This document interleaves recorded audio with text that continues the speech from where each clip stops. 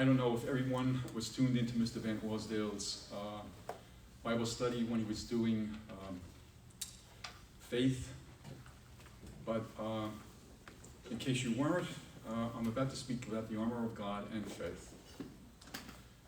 In Ephesians 6:16, we read this. Now,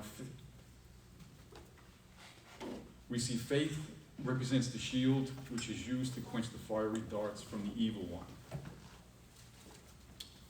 So, Ephesians 6.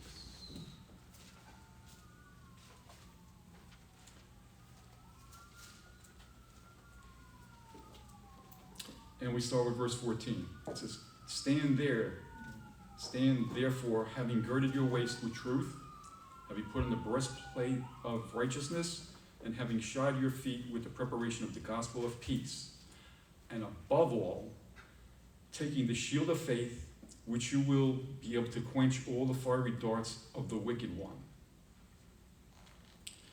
And so with that understanding, we can see that shield of faith, all right, will help us ward off the attacks by the devil. Now, faith is the substance of things hoped for, the evidence not seen, right? And we are told that because in Hebrews chapter 11 lists a bunch of people, all right, that had a certain type of faith. So let's look at just Hebrews chapter 11.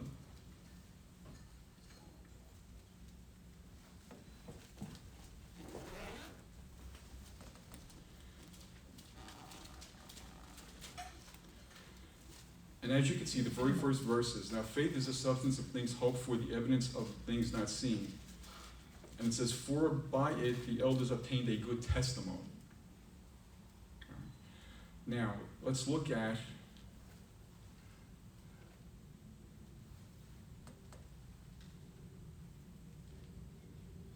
verse 7. By faith, Noah, being divinely warned of things not yet seen, moved with godly fear, prepared an ark for the saving of his household, by which he condemned the world and became an heir to the righteousness which is according to faith. His action was deemed righteous, and he at that time was the only person on the face of the earth that God saw to be righteous. Next we had Abraham. It says, by faith Abraham obeyed when he was called to go out to the place which he would receive an inheritance, and not knowing, and he went out not knowing where he was going. And by faith he dwelt in the land of promise, as in a foreign country, dwelling in the tents with Isaac and Jacob, the heirs with him of the same promise, for he waited for the city which has foundations, whose builder and maker is God. So Abraham just picked up everything he had, and he left a land that he was raised in, that he was there for the rest of his life at that particular point, and he moved to a place with his family to a strange land that he did not know. And there's one other person.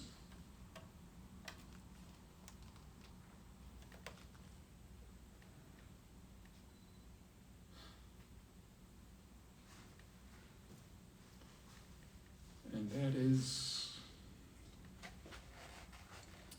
verse 30. It says, by faith the walls of Jericho fell down after they were encircled for 7 days. By faith the harlot Rahab did not perish with those who did not believe when she received the spies with peace.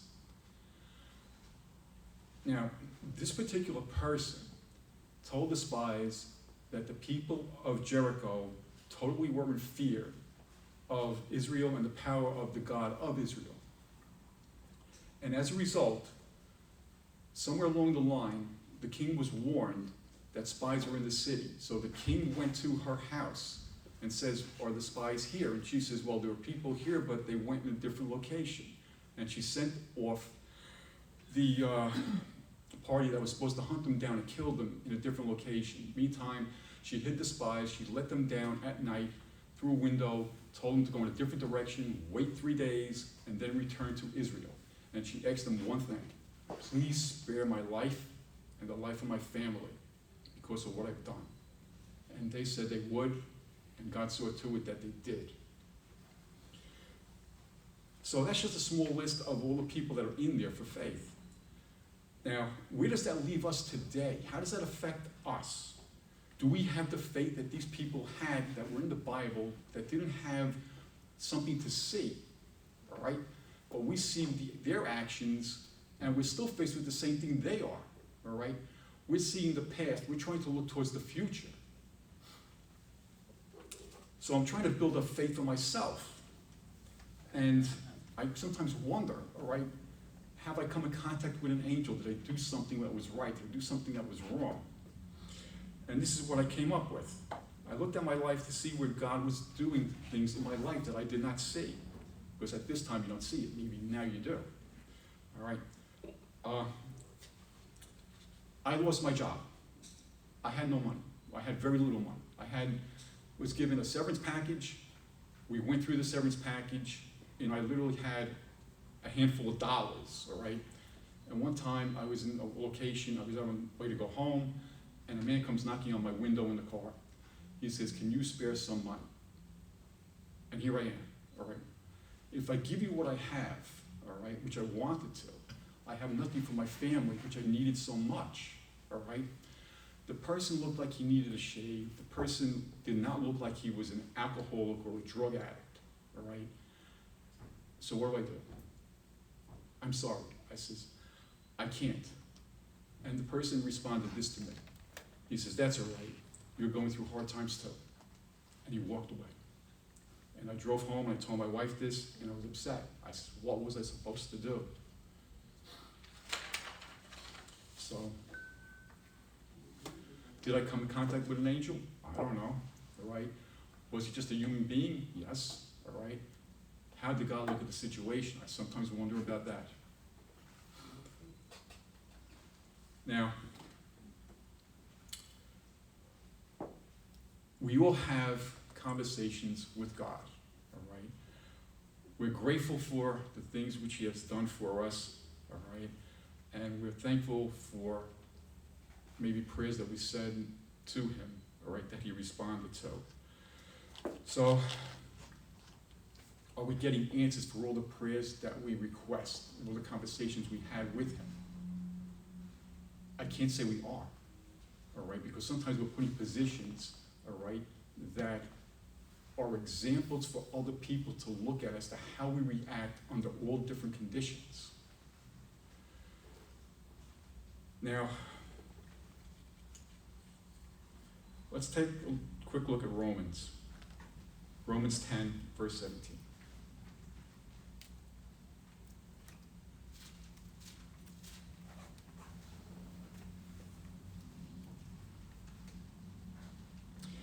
And again, it just says, so faith comes by the hearing, and hearing by the word of God.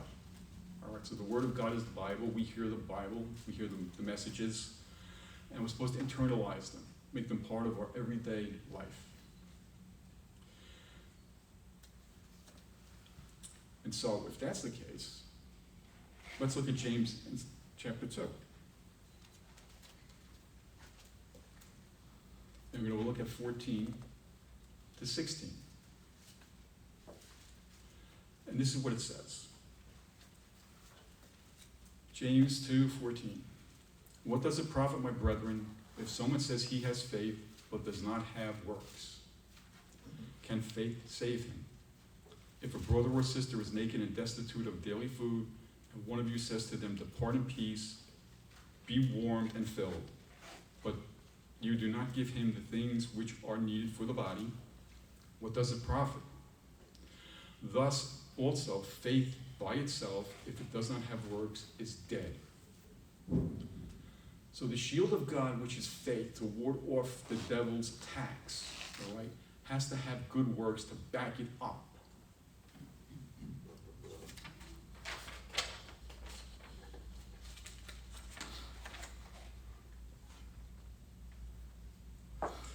Now, we've heard some will say, you have faith and I have works.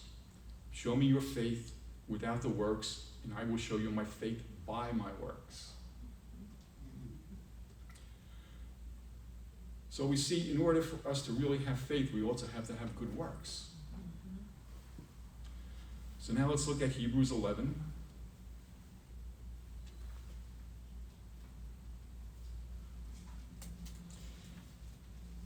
And verse 6. In Hebrews 11, verse 6, it says this, "But without faith it is impossible to please him, for he who has come to God must believe that he is, and that he is a rewarder of those who diligently seek him." Okay? So now we see we can't please God if we don't have faith in good works, because that's what he wants us to do. Believe everything he's told us in the Bible and have good works towards each other and people outside that don't know about the truth of God.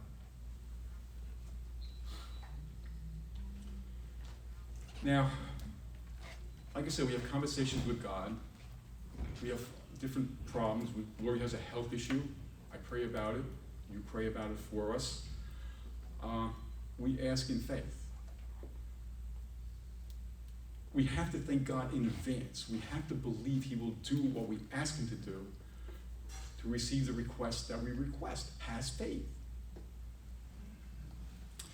Now, let's look at Matthew 21.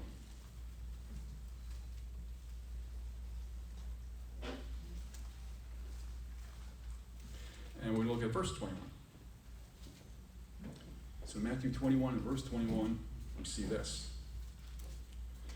"So Jesus answered and said to them, 'Assuredly, I say to you, if you have faith and do not doubt, you will not only do what was done to the fig tree, but also if you say to this mountain, be removed and be cast into the sea, it will be done. And whatever things you ask in prayer, believing, you will receive.'" So now we see another thing. All right? If we have faith, God has given us power. Right? Do we have the belief we have the power to move a mountain? To answer you perfectly, no, I do not have the power to move a mountain. My faith is not that strong.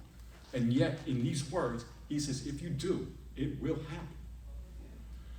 So maybe we don't have a physical mountain that we're faced with, but we have smaller ones that we might be able to move. We have to say in advance, thank you for doing so.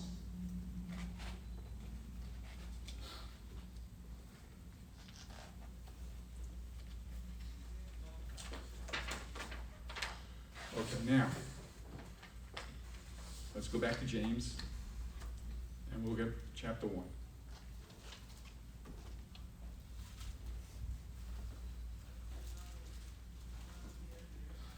And verse 6. And this is what it says, James 1 and verse 6. "But let him ask in faith with no doubting, for he who doubts is like a wave of the sea driven and tossed by the wind." So if we don't have faith, what we're looking for, it's not going to happen. We have to have it. So God tells us in order to use the shield of faith, we must have good works. He's a rewarder of those who believe in him. And therefore, we're going to look at Mark 11.